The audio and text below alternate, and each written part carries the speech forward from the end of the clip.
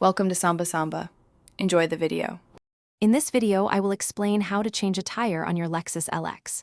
First, ensure your safety by pulling over to a flat, secure area away from moving traffic. Turn on your hazard lights. Next, locate your spare tire, jack, and lug wrench, typically found in the cargo area. Remember to consult your owner's manual for specific details. Finally, engage the parking brake and place wheel chocks behind the wheel diagonally opposite the flat one. Now, let's prepare to lift your vehicle.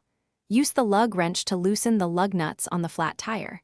Turn them counterclockwise about 1/2 turn, but do not remove them yet. Next, carefully position the jack under the designated jacking point closest to the flat tire, as shown in your owner's manual.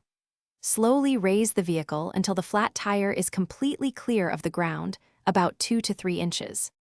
With the vehicle lifted, you can now remove the flat tire. Finish unscrewing all the lug nuts and place them in a safe spot. Carefully pull the flat tire straight off the wheel studs and lay it flat. Now, take your spare tire, align its holes with the wheel studs, and push it firmly onto the hub.